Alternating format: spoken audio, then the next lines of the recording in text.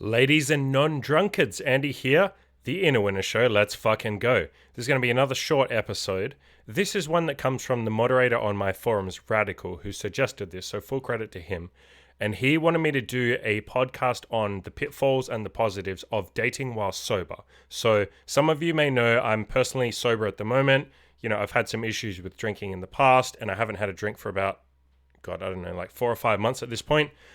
I'll probably drink in the future. Maybe we'll see. I don't plan on drinking for the rest of 2021. So, you know, we'll see where we're at in the future. But if you're one of the guys who's in a similar boat, maybe you don't drink or you want to cut down on your drinking, or maybe you don't have a lot of money and you don't want to spend a bunch of money on drinks when you go out with girls, this episode is for you.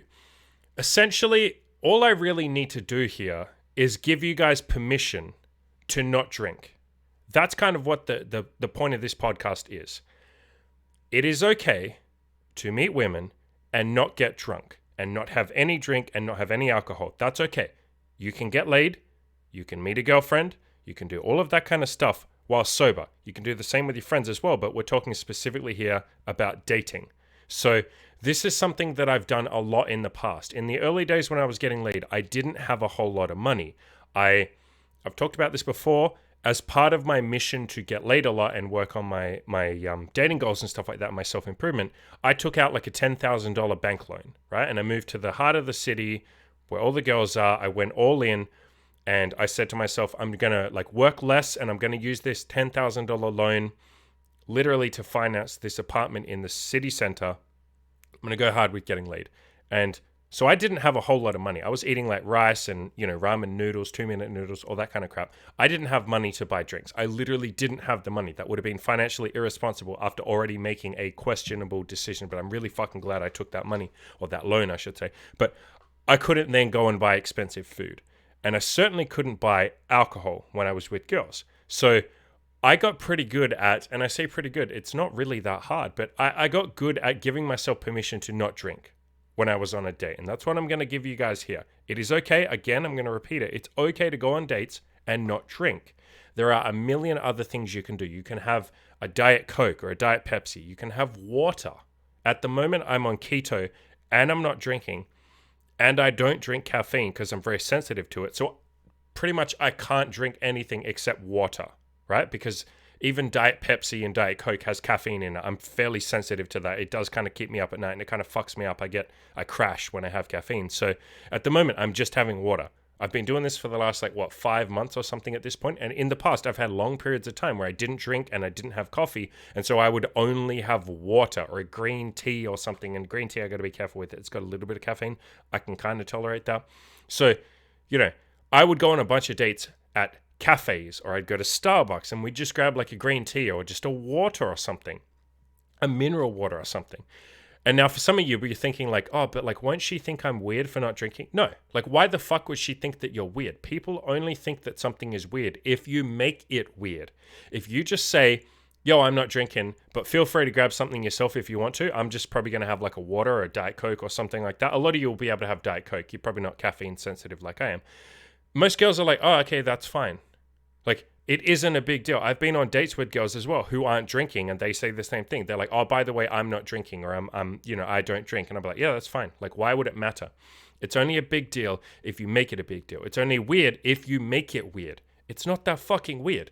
And at this point in time, pretty much every date I have, like, we pretty much exclusively, Imogen and I, exclusively don't meet girls at night. It's pretty much always daytime dates, and a lot of them are just at a fucking cafe or something. We'll just go to Starbucks. We'll go grab a takeaway coffee or something, or, you know, I get a decaf, or I just get like water or something, and we go sit in a park on a bench, go for a walk.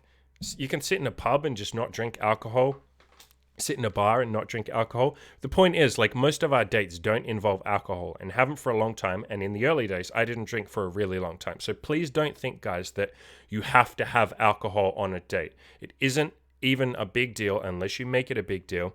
You might also find the more like sober dates that you have, you might find you kind of fucking enjoy that. I find I enjoy a sober date way more. It's like, I almost kind of like the nervousness you get from it. I don't get too nervous these days, really. I don't get really that nervous at all. But like, when I was doing it sober, I would get nervous. And obviously that's why you have a drink. But I kind of like sitting in that nervousness. It's almost like an excited energy.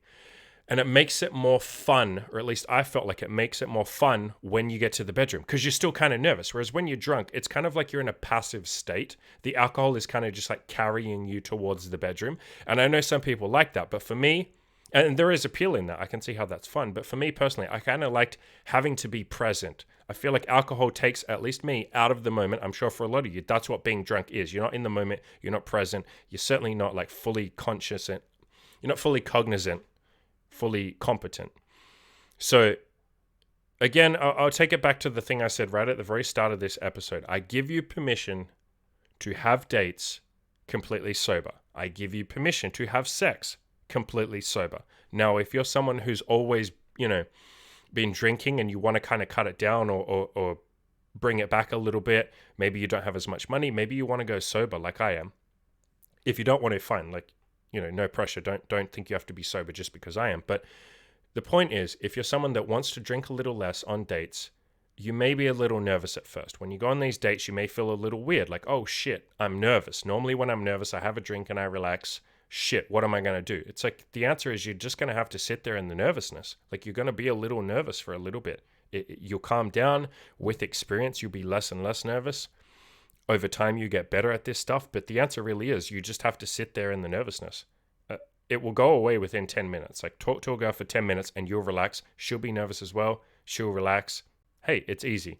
One more thing I'll say is that some girls won't really care that you're not drinking, but some will, like most girls won't care, but some will say like, oh, okay, and they'll kind of be unsure if they should drink. They'll say like, oh, should I drink? Do you mind if, I usually just say like, fucking drink if you want to. If you don't want to drink, if you feel weird about it because I'm not drinking, like fair enough, fine. Nobody really wants to be drunk when the other person's sober, fair enough. But a lot of girls, I'd say probably half of them will have a drink anyway, usually just one. And then the other half will just stay sober. And again, I want to make it really clear that if you haven't had a lot of sober dates in the past and this is something you want to try, you might be a little awkward. You might be a little nervous. Alcohol is kind of that social lubricant that makes dates and especially having sex a lot easier, but you will get better at it. A bit of practice. After the second date you go on sober, you'll go like, oh, this isn't that big a deal. Like, why was I so scared of being sober? I think a lot of people have a fear of being sober, especially like hanging out with their friends and stuff or going out on a Friday night. People are terrified of like, what if I'm sober? Honestly, like try it. Maybe you take this podcast as a challenge. Try going out on a sober date and see how it goes. I think, you'll be nervous, but 15 minutes in, you go like, oh, this isn't that bad. Why was I terrified of being sober? Why did I think something bad would happen? Why did I think like it would be awkward or anything like that? It was for the first 10 minutes and now we're both chilled. So give it a go. Again, if you're someone that wants to try sober dating, the answer here really is, I give you permission. Go fucking try it, right? You really just, by listening to this podcast, you're asking me for permission in the same way I had to give myself permission. I've had a bunch of coaching clients who do the same thing. They're like, can I have a date during the day? Like, is that okay? Or can I have a date sober?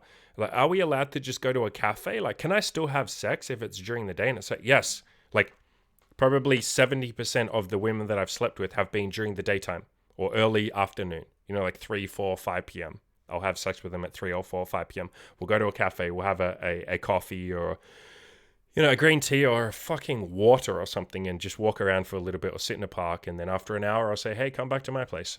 Yep. Some of them will say yes. We go back and we do the fucking shebang. So absolutely you can have sober dates. It's not a big deal unless you make it a big deal. Just drink water or Diet Pepsi. Doesn't really matter.